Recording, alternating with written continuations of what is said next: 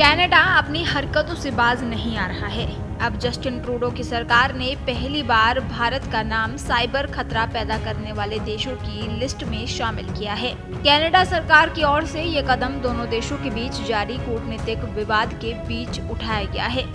एक तरह से कनाडा की सरकार ने ये संकेत देने की कोशिश की है कि भारत की ओर से ओटावा के खिलाफ जासूसी किए जाने की संभावना है।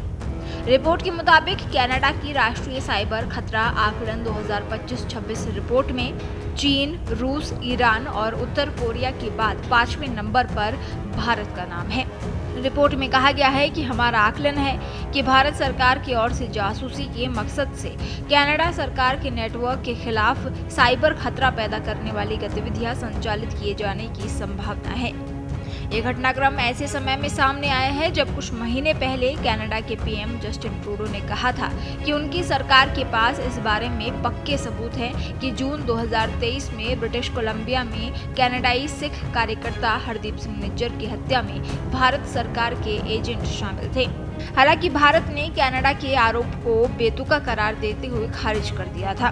कनाडा के आरोप के बाद दोनों देशों के बीच रिश्तों में दरार भी आ गई। साइबर खतरे को लेकर ये रिपोर्ट 30 अक्टूबर को Canadian centre for cyber security द्वारा जारी की गई, जो साइबर सुरक्षा पर कनाडा का टेक्निकल अथॉरिटी है और ये संचार सुरक्षा प्रतिष्ठान कनाडा का हिस्सा है।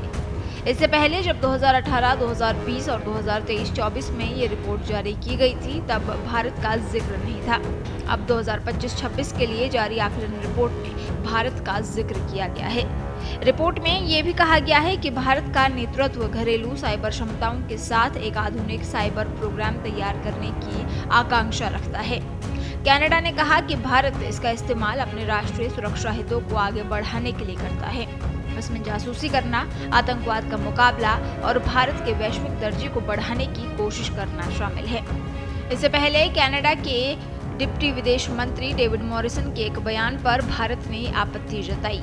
मंत्री ने आरोप लगाया था कि भारत के केंद्रीय गृह मंत्री अमित शाह कनाडा के भीतर सिख अलगाववादियों को निशाना बनाकर हिंसा, धमकी और खुफिया जानकारी जुटाने का अभियान चलाने का आदेश दिया था। कनाडा के मंत्री के बयान को खारिज करते हुए विदेश मंत्रालय ने कहा कि इस तरह के बेतुके और निराधार आरोपों का दोनों देशों के बीच द्विपक्षीय संबंधों पर गंभीर असर पड़ेगा।